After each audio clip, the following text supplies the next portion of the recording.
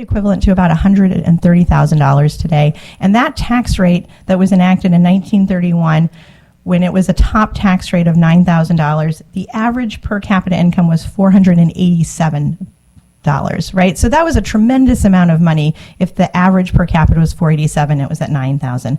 And it's important to kind of highlight that, I think, also because those same tax brackets are what is in statute today. So we're operating from a system where by 1980, the average per capita income had caught up with that top tax bracket rate, where before it was a significant multiplier of what the average tax bracket was at the time.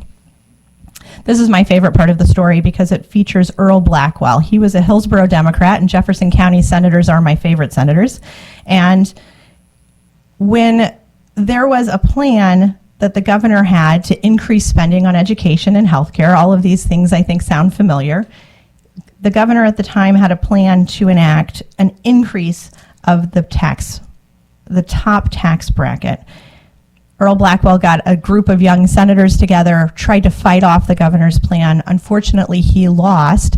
The plan was enacted, and so Senator Blackwell collected signatures on his own and put it on the ballot. And in 1970 was the first and the last time that Missourians have had an ability to vote on whether they wanted to raise their income tax rate.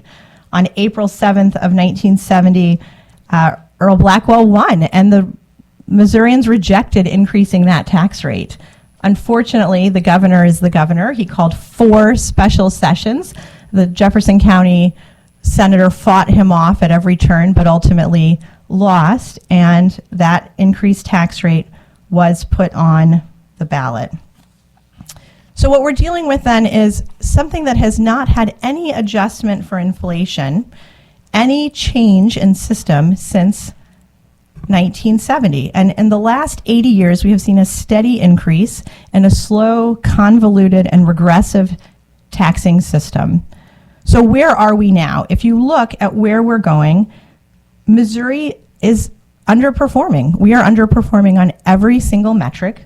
We have roughly 58% of our state income is to general revenue is coming in through personal income tax.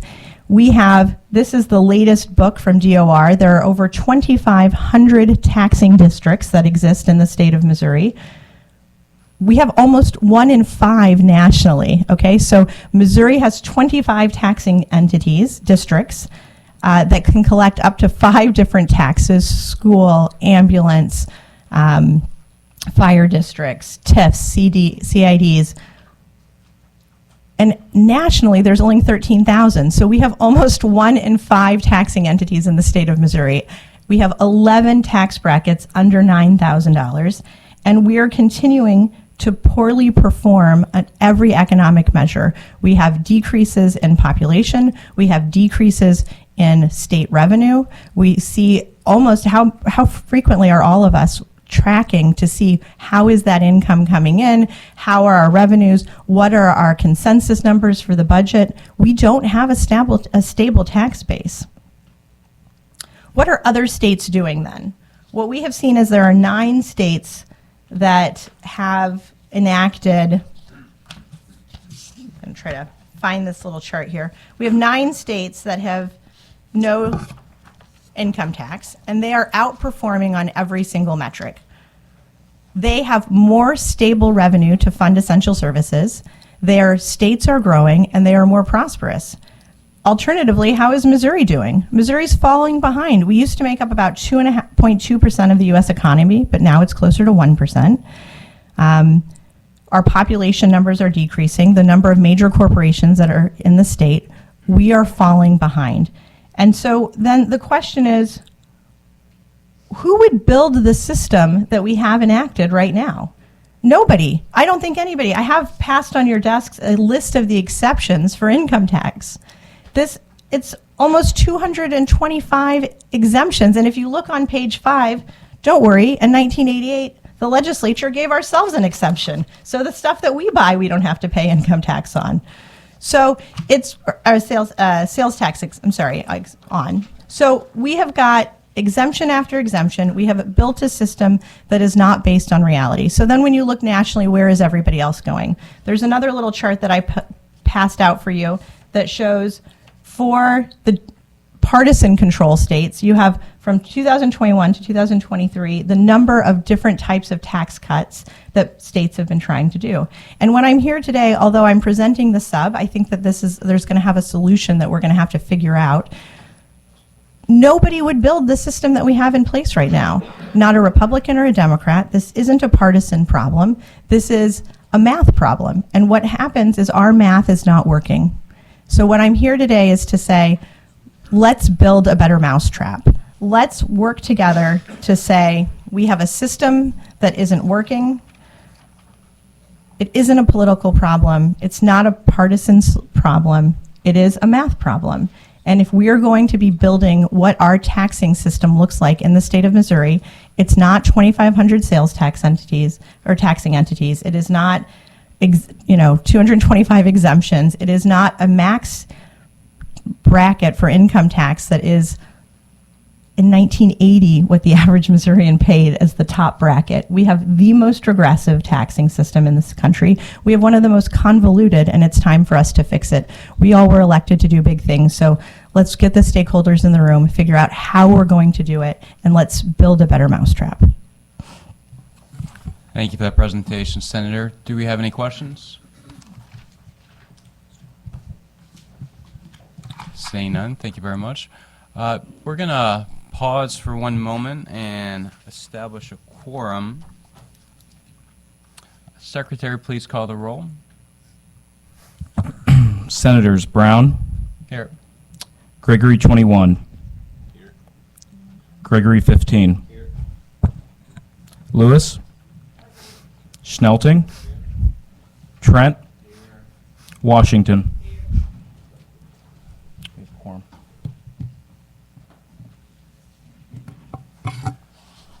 Now that we've established a quorum, is there anyone that wanted to testify in favor of Senate Bill 146? Any? Oh.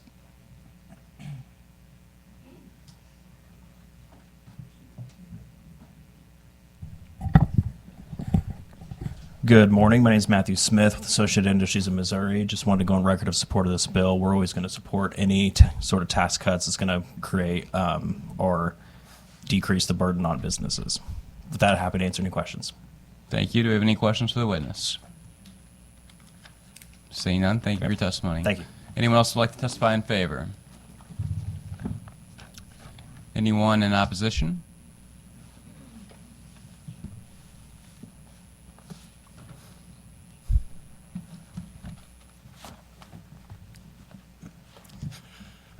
Mr. Chair and Committee, my name is Brian Colby. I'm with the Missouri Budget Project. We're a nonprofit, nonpartisan organization that tracks revenue and budget items, and we just want to go on record with our concern that there's no offset for an $8.5 billion fiscal note on there. And obviously, it's just the beginning of a conversation with the sponsor, and we just wanted to weigh in with our concern on that. And with that, I'll stop. Thank you. Do we have any questions for the witness? Seeing none, thank you for your testimony. Anyone else would like to testify in opposition? Anyone for informational purposes only? Seeing none, this concludes the hearing for Senate Bill 146. Thank you, Senator Coleman. And since we have a quorum, I would like to make a motion to go into executive session. Do I have a second? We are in executive session. I move that the committee take up Senate Bill 87. Do I have a second? This is Senator Nicola's property tax assessment legislation he presented several weeks ago. A substitute has been distributed. The Senate substitute removes reductions in the assessment rate for agricultural and commercial property, and also phases in the reduction in the rate for residential property over a period of years. I move that the committee adopt the Senate substitute for Senate Bill 87. Do I have a second? All those in favor? Aye. All opposed? We have adopted the Senate committee substitute for Senate Bill 87. I now move that the committee vote Senate committee substitute for Senate Bill 87 do pass. Do I have a second? I have a second. Is there any discussion? So Senator Washington. Yes, thank you. Good morning. I just want to go on record that I'm going to vote to get it out of committee, but I hope that we can work with the bill handler to kind of fine tune some things that affect those entities throughout the state that depend on property taxes to survive, like our police departments, our fire departments, our ambulances, our libraries, and our education. So I just want to work on that so that there are some things that protect all of our constituents, not just Kansas City or St. Louis, but all of every single school district and police department will be affected by this. So we just need to fine tune it. We definitely need to figure out the real answer for our property taxes, especially if you've read the newspaper or any media in the Kansas City area in the last 4 years.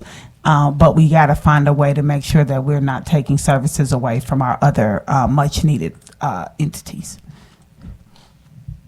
Thank you, Senator. Senator Lewis. Thank you. While the bill sponsor isn't here, I just want to also go on the record. I certainly appreciate the changes that he has made. I applaud his effort to really be focused in on what we can do. I can't support the bill as it exists today, but certainly appreciate his efforts and changes. Any further discussion?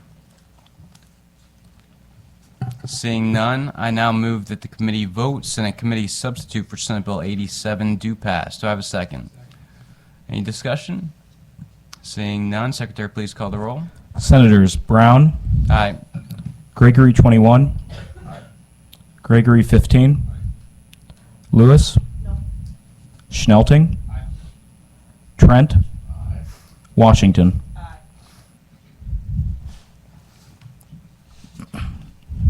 By your vote of 6 to 1, you have voted to do pass Senate Committee Sub for Senate Bill 87. I now move the committee take up Senate Joint Resolution 31. Do I have a second? So this was the income tax and spending cap legislation we had a hearing on last week. A substitute has been distributed that has no changes from what was presented last week, but the bills that we heard that were all identical have been rolled into the substitute. That includes Senate Joint Resolutions 20, 24, 42, 32, and 48. I move that the committee adopt Senate substitute for SJR 31, 20, 24, 42, 32, and 48. Do I have a second? All those in favor, say aye. Aye. All opposed? We have adopted the Senate Committee substitute. I now move that the committee vote Senate Committee substitute for Senate Joint Resolution 31, 20, 24, 42, 32, and 48 do pass. Do I have a second? Is there any discussion? Senator Gregory. Okay, so this is the joint resolutions. Is this where we would be going back to broadening the sales tax base in the joint resolution, or is that just the mechanism to get income tax down? So this would, yeah, it would be the same exact bill that was presented last week. So yes, this includes the removal of some exemptions on sales taxes on services. Okay, so would that be getting rid of the exemptions that are before us today, like this list here that was just talked about, all of them, or is there still going to be some included in exceptions? I believe this is just, I believe, a blanket list of every sales tax exemption. So this is, I believe, including products also. I haven't gone through the whole list, but yeah, I believe the point she was just trying to make was showing the total list of all kinds of exemptions. Is there going to be discussions going forward of what's still going to be continued to be exempt? Yes, and as I stated in the presentation last week, this is an ongoing process. The bill will evolve as it's written right now. It simply removes the exemptions that were put into our Constitution years back through a ballot initiative. I just didn't know the right time to talk about what I'm talking about, because I'd be doing a disservice to the people that sent me down here when I look at page number 1, and it's all agricultural.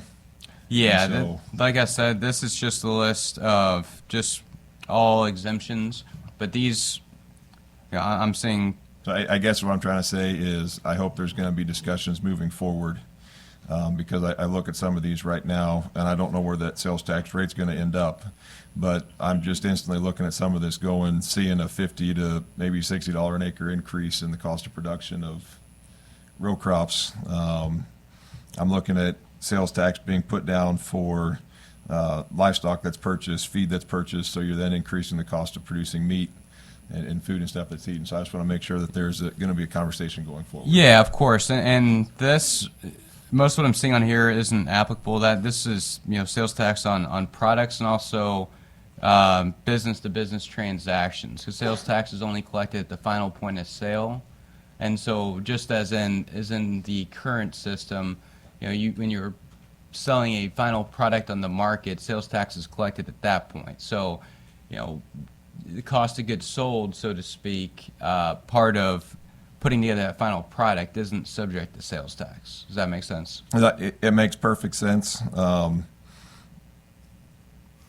Corn production, on average, you're going to put down $100 an acre of dry fertilizer, $102 an acre of NH3 or anhydrous. Seed cost is getting up to that $125, $150 an acre range. So that's just to put the crop. Fuel is on here now too, which is currently exempt. The red diesel fuel. Spray chemical or spray materials which are used for spraying growing crops, fruit trees, orchards. Senator, if I may, this isn't applicable to this bill. This is just a blanket list of every sales tax exemption that we have in our state. That's correct. That's why I said I didn't know when the right time was to speak up, but I would be remiss if I missed my opportunity to say I hope there is a conversation going forward to look at what we're still going to be allowed to have exempt status. Of course. And from what I'm seeing here, I don't see anything that would be impacted one way or another by this bill. Okay. Any further discussion, Senator Washington? Yeah, I just kind of want to go on record. So if this were to pass, then we would be eliminating tax credits for everybody, right? Well, if there were no income tax, then yeah, there would be nothing to credit at that point. Okay, so as we heard last week, and that would affect a lot of our organizations within the state, including our farmers, who are able to take advantage of some credits now. So these things would go away. So even as a corporation, a small business, there are things that could still help me. But I just want to kind of go on the record. That's going to be why I vote no, because I don't see a clear plan as to how we make this money up. And two, if we're depending on sales tax, which I'm still waiting on numbers, I think I'd ask some of the sponsors if they could give the committee the numbers on what the percentage of our current state budget is in terms of sales tax and how much of our state budget is income tax. So we still would like to see that, but I don't. When we talk about the other states, yes, they do eliminate their sales tax, but they transfer that liability over to other forms of tax. And again, I don't know if that's what our citizens want, but I do understand. I don't want to pay taxes either. Now, I ain't gonna move to Texas to eliminate them, but one, it's just too hot for me in a lot of ways, figuratively, and but I think I'm with the senator from Saline that we need to talk about how what the real impact of this is going to be, and hopefully you'll be open to those discussions. Absolutely. I understand. I think you were was your concern more those the businesses that might receive a tax credit, organizations, or just the incentive that the tax credit creates?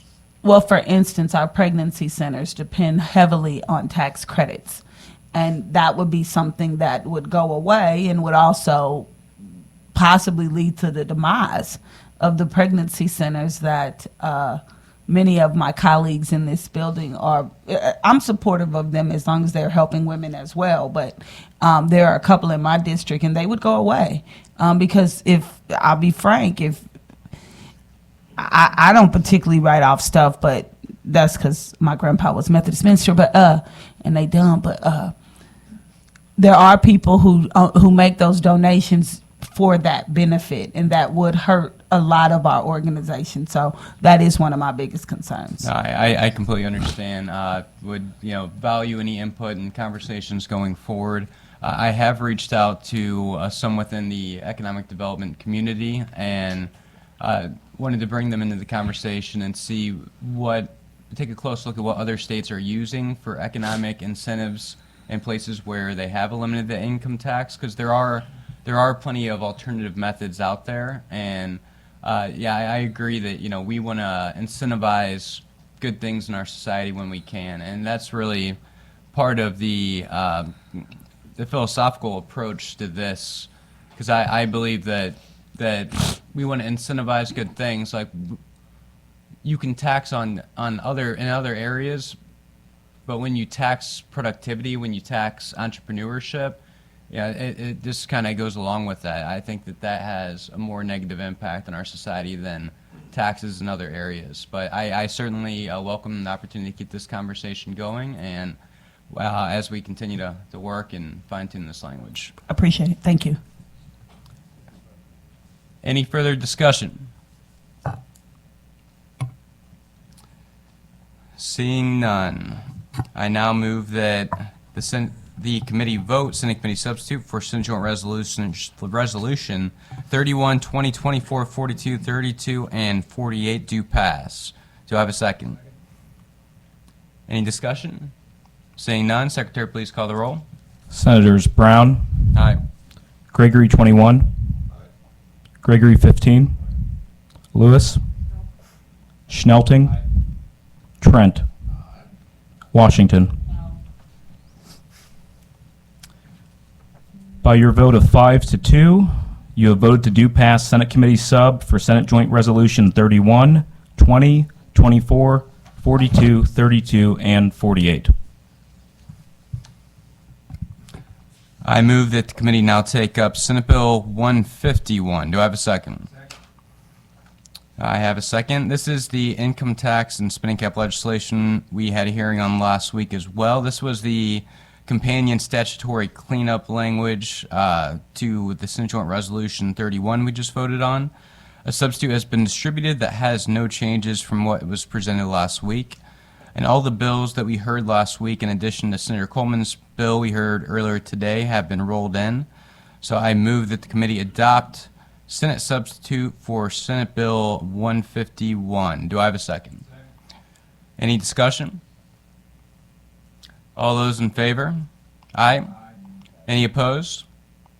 We have adopted the Senate Committee substitute for Senate Bills 151, 138, 220, 146, 228, 161. That is a mouthful. I now move that the committee vote Senate Committee substitute for Senate Bill 151, 138, 220, 146, 228, 161 do pass. Do I have a second? Is there any discussion? Seeing none, Secretary, please call the roll. Senators Brown, Aye. Gregory 21, Gregory 15, Lewis, Schnelting, Trent, Washington. By your vote of 5-2, you have voted to do pass Senate Committee substitute for Senate Bill 151, 138, 220, 146, 228, and 161. I now make a motion we move out of executive session and resume our regular hearing. Do I have a second? We are out of executive session. The next bill we'll be hearing is Senate Joint Resolution 50 by Senator Brattin. Senator, proceed whenever you're ready.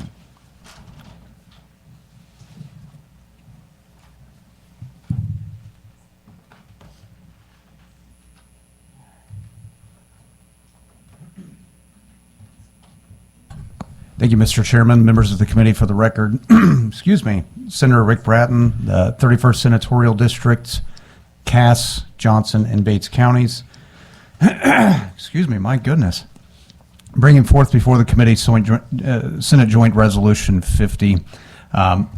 Basically, what this is in a nutshell, it's adopting Proposition 13 that was adopted in 1978 in California. don't throw anything at me. It's actually a really good provision.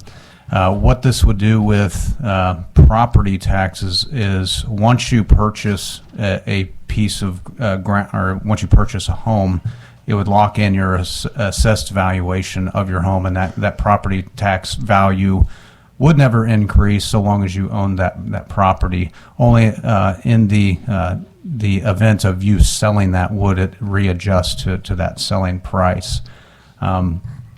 Basically, we've heard numerous bills on ending capital gains tax. What this would do, it would end unrealized gains taxation that we have through our property tax. Right now, the current system, the state tax commission sends out basically edicts to your counties requiring that they assess your valuation of up to 90 to 110% of your property's value. And it fluctuates year after year after year. So think of the elderly grandmother that the husband literally built the home back in 1955 for $25,000. And they're paying a tax rate, and it's assessed at a valuation now of $900,000. Well, they haven't seen any sort of a realization of any sort of capital gains when it came to that property, and they're limited on limited income. And what this would do, it would just basically ensure that what you paid for it is what you're going to continue to pay in that property tax until you decide to do otherwise. This is fair taxation. This is ensuring that people are paying their fair share, but they're not getting literally hosed and soaked by taxation. Jackson County, as well as even Cass County, in the years prior, we've seen enormous reassessed valuations that were, truly onerous and debilitating to people, where they've lost their homes selling on the courthouse steps. I think that's wrong. That's not government's role. It's to ensure that we are collecting a fair rate of taxation for public amenities and public services, but not at a rate where you're actually kicking people out of their homes and out of their properties. So that's what this would do. I did talk with a gentleman yesterday about some clarifications of the requirement to be able to post what you purchased, or a way of finding out what you purchased a home for. In terms of ag land, if you bought a big plot of land with a home on it, a way of separating that from the ag land, and that way there's a real true assessed valuation for the home. And just some clarifying things I know do need to be made in this joint resolution. But I think this is exactly what people have an expectation of, especially when you frame the fact that what we have today is unrealized gains taxation through our property tax. And we've got to stop that. So I'd be happy to answer any questions. Thank you. Senator Gregory. Thank you, Senator. Love it. Question: When does this go into effect? Do we have like a look back of, hey, whenever anyone purchased their home, that's when it's going to be, or is it beginning at some point? How do you phase this in? Yeah, so I mean, it's basically within the bill. It's phased in. So what it's assessed at currently for homes that you own, it would lock it in at the rate that it is now. If you built a new home, then it would be assessed at that valuation of what it closed at. And then if you purchase that home and it was sold, then that's a part that would need to have some way, a mechanism to report to where that assessed valuation would lock in. Excellent. Thank you, sir. Yeah, thank you. Senator Washington. Thank you. Thank you for bringing this and making it be something before the voters.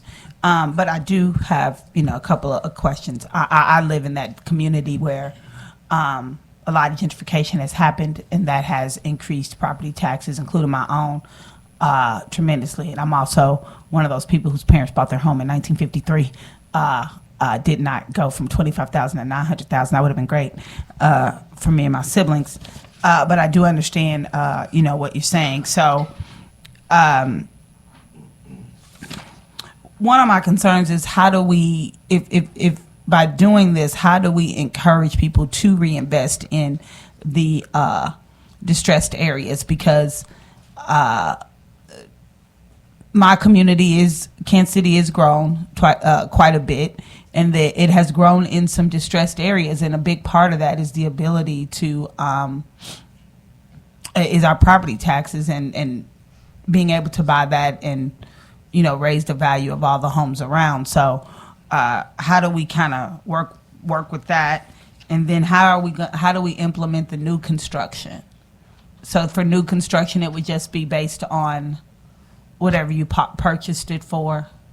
Correct. So if the home was built in the way a builder would build, Like in that fancy neighborhood you have, that Loch Lloyd or whatever? I don't live there. I live out in country in an old 1962 farm home. So, but yeah. No, I wasn't meaning you live there, but you do. No, I represent understand, but they would be assessed at the value, and they would pay for that. And that's where I think it would be extremely beneficial for areas like Kansas City, where you've seen such extreme fluctuations in that property valuation. If you have something that locks it in when they're purchasing something like that, where they know year after year after year they're not going to see these massive influx of property values, I think that really is a great selling point to ensure there's stability in the rates of taxation. So, my mother-in-law, her home in 1 year, the assessed valuation went up 900%.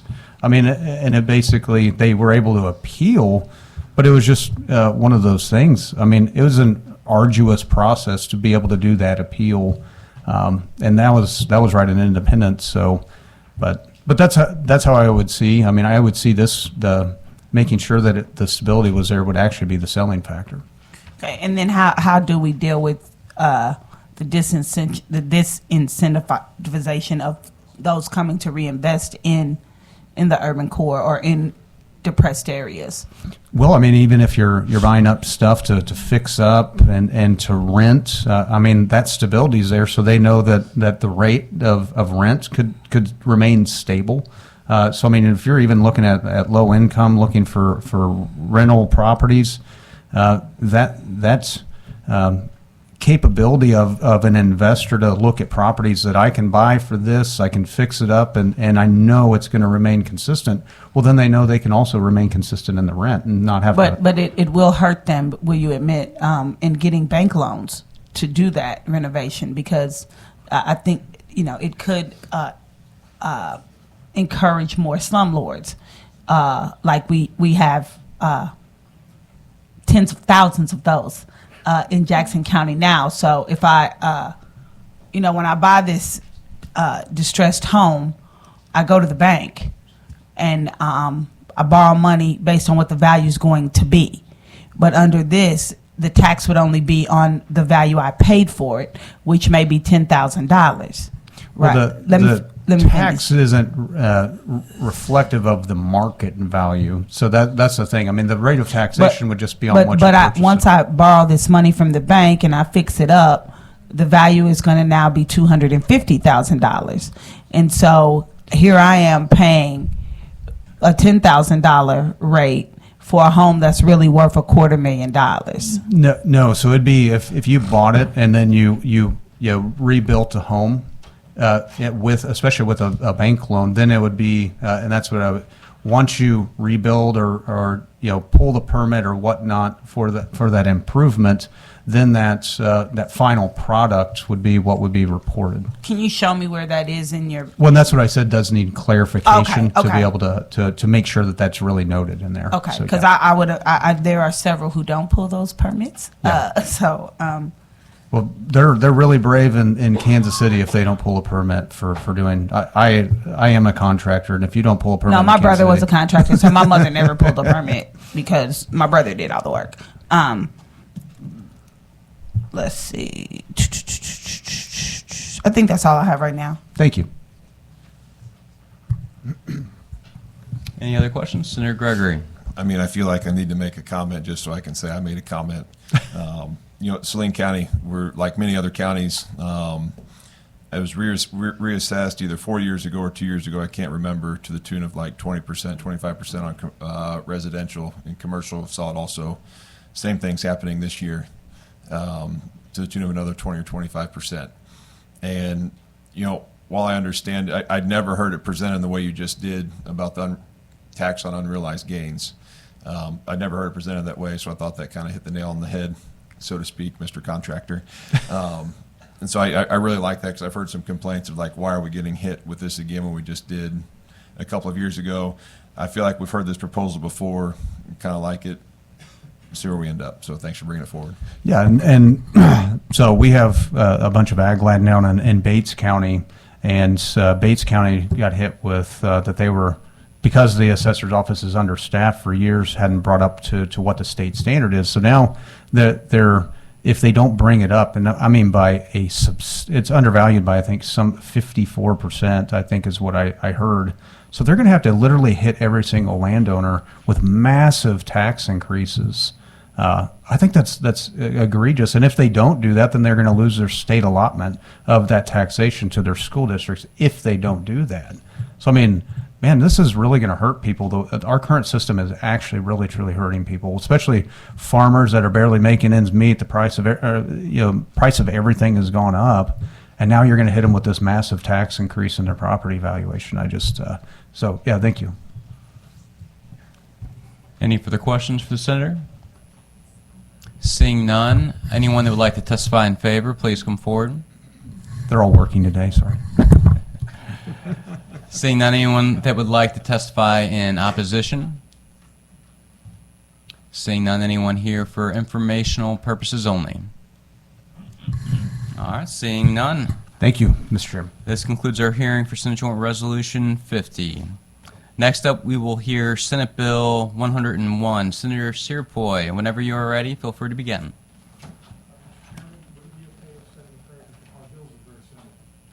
Sure, so you'd like to just present together? I'll let her, she can do her presentation, then I'll just add a little bit at the end because mine's just slightly different. Sure thing. So let me amend my previous statement. We will now begin the hearing for both Senate Bill 64 and Senate Bill 101. Thank you, sir. Senators, begin when you're ready. Good morning, everybody. I'm State Senator Tracy McCreery here today to present Senate Bill 64, which in the building we and actually our constituents consider it the circuit breaker. They don't even say circuit breaker tax credit. Just out in the community, it's called circuit breaker. It's actually formerly called the Senior Citizen Property Tax Relief Credit. This tax credit has been on the books for a long, long time. You might ask why the two of us are up here talking about this bill, and the main reason is because this circuit breaker has not been updated since 2008. And so think about how valuable your money was in 2008. It kind of ties into some of the earlier testimony this morning. So the circuit breaker has not been adjusted since 2008, and the whole purpose of it is to directly offset costs related to property taxes. So, we spent a lot of time last year, I think everybody on here was in office last year, whether you were in the House or not, talking a lot about the importance of making sure seniors and those that are 100% disabled are able to stay in their homes as long as possible. And this circuit breaker tax credit definitely will do that, but we've got to bring it up to current day standards or it's not going to make much of a difference. So one of my witnesses that I am going to read from is one of my favorite state auditors, Scott Fitzpatrick. He did an audit of this program last year, and he said that the circuit breaker is a program that many of our senior and disabled Missourians rely on to help offset the cost of their property tax or rent. But it's also a program that needs to improve if it's going to effectively allocate those credits to the individuals who are eligible for them. So that was really the jumping off point for why I think the two of us hit this with a little more vigor this year, is because we now kind of have an independent assessment that this needs to be updated. So what my bill would do is it still keeps the same framework, but it just updates the maximum income limit up to something current, and then it increases the tax maximum credit as well. So I think it's confusing if I read those amounts to you, so hopefully you can just see them in the bill. It's a lot easier just to read that. But as an example, for a married owners of a home, The current cap is 34,000. I want to bring that up to 48,000. And that is, if you took what 34,000 was worth in 2008, that just brings it up to current standards, basically. And then keeping that same analogy, if we're talking about owners, it would increase. So right now, the current limit for owners of a home is $1,100. It would, my bill would increase the maximum credit to $1,550. So, and of course, we've also got things baked in there for rent as well. And obviously, you can see I'm up here with one of my colleagues. This is truly a nonpartisan effort. Over on the House side, we've got both Democrats and Republicans who have filed this bill as well. So I think I'm going to turn it over to my colleague. Thank you, Mr. Chairman and members of the committee. As we just stated, I don't touch the credit amounts right now, but I do change the incomes right now for renters. It's from 27.5. I'm increasing it to 35,000, and for homesteaders from 34 to 38, and then adding a COLA so we don't have to revisit this again in 5 or 10 or 15 years. I know back probably 10, 12 years ago, there was an effort to get rid of this tax credit altogether. I was in the House at the time. And I kind of supported the thought of it, especially for renters, until I talked to my aunt. And she explained to me how important this was. And after that, I talked to more people. And we do have a lot of seniors that truly count on this at the end of the year to help them pay their property taxes. So the effort is just to bring it updated and make it so it's I think, where it was initially supposed to be. And the COLA will make sure it stays there going forward. I'd be happy to answer any questions. Thank you. Do we have any questions for either of the senators? Senator Lewis? We've heard a lot about tax credits and, and assessments, and that's what I heard a lot on the doors, this past cycle. And I think it's a balance of how do we help the individuals stay in their home and not hurt essential service fundings. And I think, this is just something, that's good, that it's kind of a balanced approach. So I appreciate that. And there was a little bit of similarities. Are you willing to combine them, or you? Sure, I'm ready to Or defer to the the committee and differences? do your work and to whatever to make these, to join them together and come up with similar amounts. That'd be fine. Okay, all right, thank you. Yeah, I would say if you guys have already been collaborating, it seems, if there is something that was an agreeable path forward for both of you, please let me know, We and will. we could kind of proceed forward accordingly. We will. Any further questions for the senators? Seeing none, first person that would like to testify in favor, please come forward.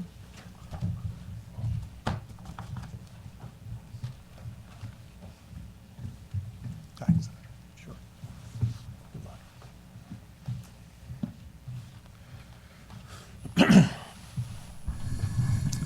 Mr. Chairman, members of the committee, my name is Jay Hardenbrook. I'm the Advocacy Director for AARP here in the state of Missouri. We are a social change organization for the 50-plus with a membership of over 700,000 in the state of Missouri alone. I think all of you have heard about Circuit Breaker at this point, because we've been coming back talking to you for years.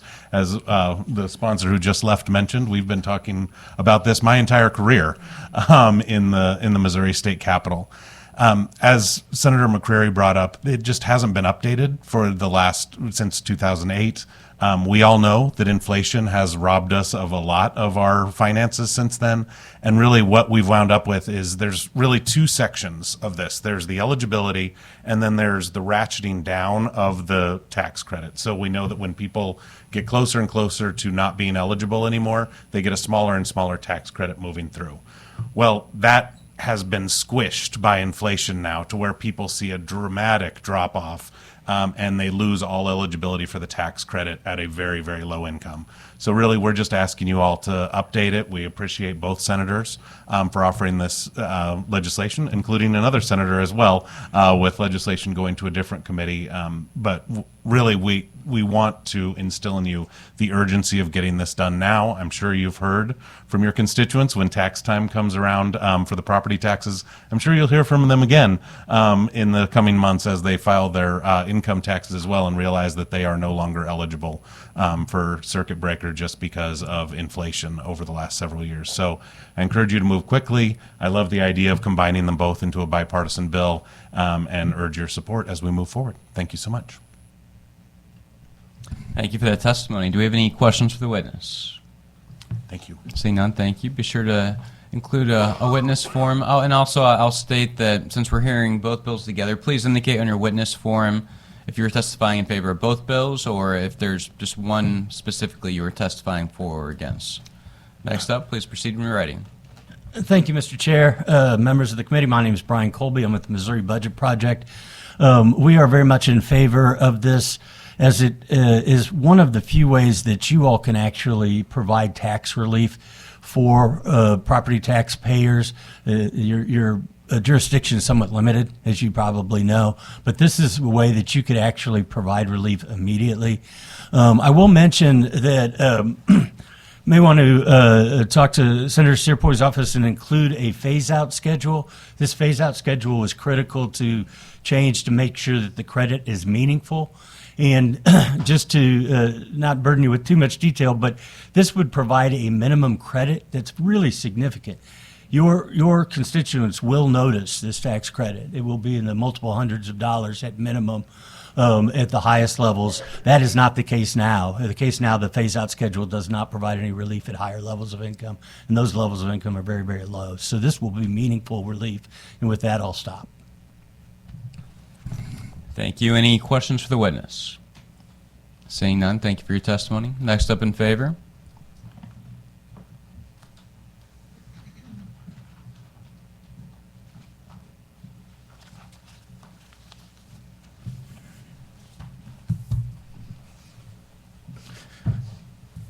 Good morning, Mr. Chairman, members of the committee. My name is Lucas Caldwell McMillan. I'm Chief of Policy Staff at Empower Missouri, the leading statewide anti-poverty organization.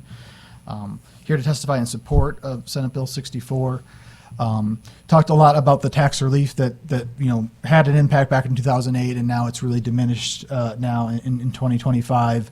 And certainly we see that one of our key issues is affordable housing and preventing homelessness.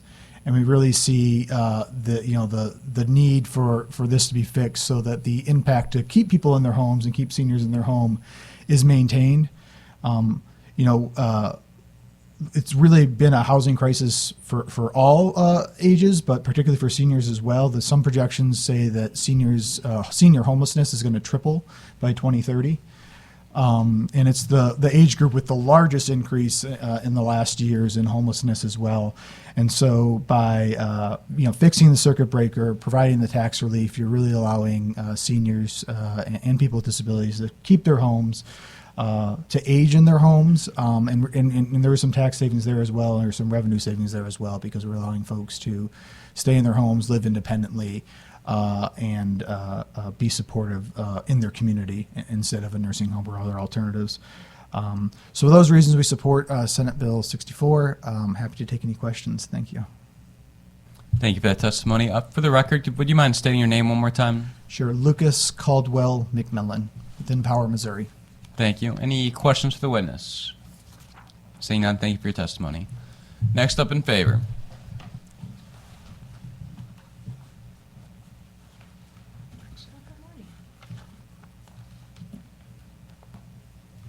Good morning, Senators. Good morning, Senators. Mr. Chairman, members of the committee, my name is Kelvin Simmons, and I'm here to represent the Health Forward Foundation of Kansas City. We'd just like to go on record in support of this bill for some of the same reasons that the gentleman testified earlier.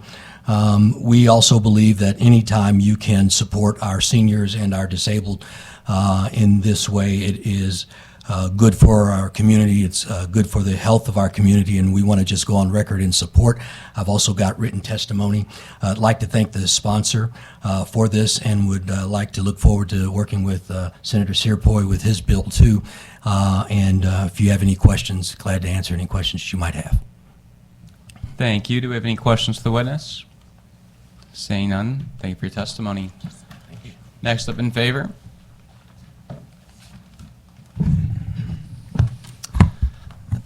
Thank you, Mr. Chairman, Senators. Tom Dempsey, registered lobbyist for Catholic Charities Archdiocese of St. Louis. We'd like to go on record in support of Senate Bills 101 and 64. I know the General Assembly has had a very worthy policy goal of making sure that we're not taxing people out of their houses, and agree that it's time to update the senior circuit breaker tax credit to reflect the cost of living that everyone is faced with. Thank you. Thank you. Any questions for the witness? I was. Yeah. Next up in favor.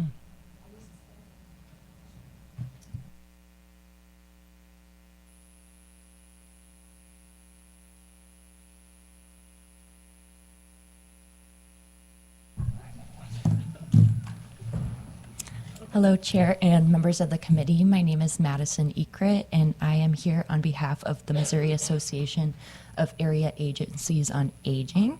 And we are here for many of the same reasons to voice our support for this legislation in an effort to keep older adults and folks with disabilities in their homes. As many of those who would receive this tax credit are on fixed incomes, this would help them to be able to afford those essentials like utilities, electricity, everything like that. This also helps, as people age in their home, helps prevent additional stress on nursing home facilities, and making sure that those aren't being, packed like sardines or anything like that, that we are making sure that people have safe, stable housing and are able to live throughout their older years in a good environment. Thank you. Thank you. Any questions? Senator Lewis? Thank you. I think you just made a really good point as we look at stuff to help seniors and affordability, that it's not just rent, but it's the other stuff too, like utilities. So thank you for bringing that up. Absolutely. Thank you. Any further questions? Seeing none, thank you for your testimony. Anyone else that would like to testify in favor? Anyone in opposition? Anyone for informational purposes only? Senator, you have any closing remarks? I just want to share an interesting fun fact about this building. So Senator Dempsey was a senator when I was a Senate staffer, and we worked on this back in 2008. So I just want everybody to sort of realize how everything and I'm coming full old, too. circle. I was a middle school intern, so thank you for hearing the bill this morning. Thank you, Senator. This concludes the hearing for Senate Bill 64 and 101. With no further business coming before the committee, I now make a motion to adjourn. We have a second. We are adjourned.